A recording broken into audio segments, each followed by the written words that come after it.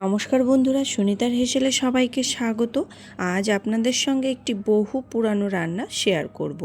একদম নিরামিষভাবে মোচার ঘন্ট। যে কোনো নিরামিষের দিনে আপনারা মোচার ঘন্ট এইভাবে কিন্তু বানিয়ে নিতে পারেন। খেতে ভীষণই ভালো লাগে। চলুন তাহলে রেসিপিটি শুরু করা যাক। এখানে দেখুন আমি মোচাটাকে ছাড়িয়ে ছোট টুকরো করে কেটে নিয়েছি। মোচা কিন্তু আমরা সকলেই কাটতে পারি, সেই কারণে আমি এখানে আর মোচা ছাড়ানো বা কাটাটাকে কিন্তু দেখালাম না। মোচাটাকে সেদ্ধ করে নেব, তার জন্য এখানে প্রেসার কুকারের মধ্যে কেটে পরিষ্কার করে ধুয়ে রাখা মোচাটাকে কিন্তু দিয়ে দিয়েছি প্রেসার কুকারের মধ্যে। প্রেসার কুকারের মধ্যে দিয়ে দেব বেশ কিছুটা ভেজানো কাঁচা ছোলা, আর দিয়ে দেব হাফ চামচ পরিমাণে লবণ আর সামান্য একটু হলুদ গুঁড়ো।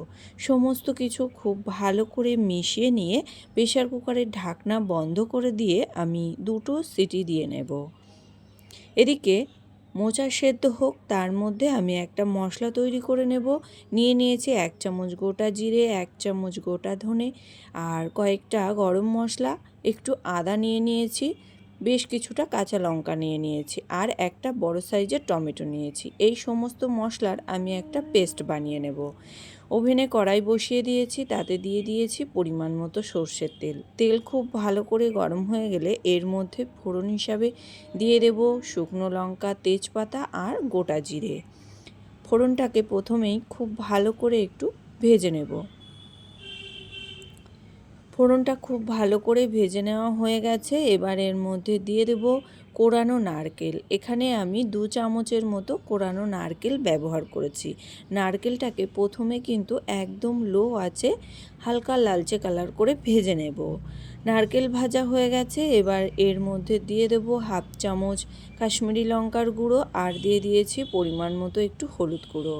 খুব ভালো করে সমস্ত কিছু মিশিয়ে নিয়ে এর মধ্যে আমি যে মশলার পেস্ট তৈরি করে নিয়েছিলাম সেই মশলার পেস্ট এখানে দিয়ে দিয়েছি।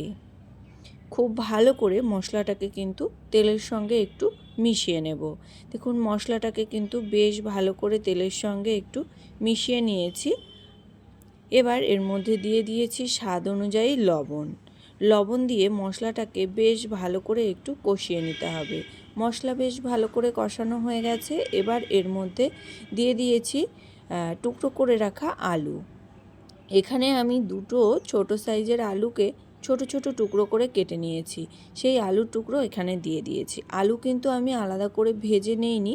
আপনারা চাইলে এখানে আলুটাকে আলাদাভাবে একটু ভেজে তারপরে রান্নাতে অ্যাড করতে পারেন। এখানে আলুটাকে আমি প্রায় 3 থেকে 4 মিনিট মতো মশলার সঙ্গে কিন্তু খুব ভালো করে কষিয়ে নিয়েছি। মশলা বেশ ভালো করেই কষানো হয়ে গেছে আলুর সঙ্গে। এবার এর মধ্যে সেদ্ধ করে রাখা মোচাটাকে দিয়ে দেবো। এখানে সেদ্ধ করে রাখা মোচা দেওয়ার পরে বেশ ভালো করে মশলার সঙ্গে কিন্তু মিশিয়ে নিতে হবে। এখানে মোচাটাকেও কিন্তু মশলার সঙ্গে বেশ ভালো করে মিশিয়ে নিয়ে ঢাকা দিয়ে রেখে দেবো প্রায় 5 মিনিটের জন্য।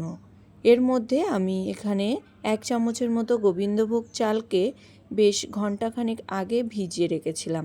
1 ঘন্টা মতো ভিজিয়ে রেখেছিলাম সেই গোবিন্দভোগ চালটা এবার আমি একটা মসৃণ পেস্ট তৈরি করে নেব। আমি এখানে গোবিন্দভোগ চালটাই ব্যবহার করেছি, আপনারা চাইলে কিন্তু এখানে ময়দা কিংবা চালের গুঁড়োটাও ব্যবহার করতে পারেন। এদিকে দেখুন আমার 5 মিনিট হয়ে গেছে। আমি ঢাকনা খুলে আবারও একটু নাড়াচাড়া করে নেব। আলু বেশ ভালো করেই সেদ্ধ হয়ে গেছে। আর এবার আবারও কিন্তু বেশ নাড়াচাড়া দিয়ে নিয়ে আবারও 5 মিনিটের জন্য একটু ঢাকা দিয়ে রেখে দিয়েছিলাম। ফিরে এলাম প্রায় 5 মিনিট পর।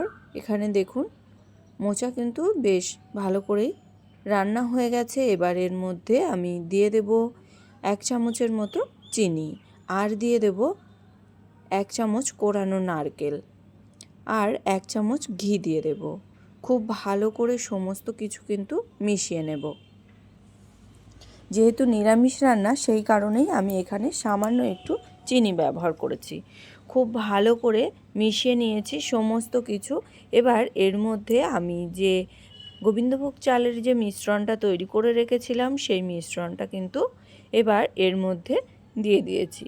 আমি সবটা এখানে আমার লাগেনি, এখানে অর্ধেকটা পরিমাণে কিন্তু আমি গোবিন্দভোগ চালের পেস্টটাকে দিয়ে দিয়েছি। খুব ভালো করে মিশিয়ে নিয়ে এখানে আমি ঢাকা দিয়ে রেখে দেব 2 থেকে 3 মিনিটের জন্য। গ্যাসের আঁচটাকে এই সময় কিন্তু একদম লোতে করে রাখতে হবে। ফিরে এলাম 3 মিনিট পর। এখানে দেখুন আমাদের মোচার ঘন্ট কিন্তু একদম তৈরি।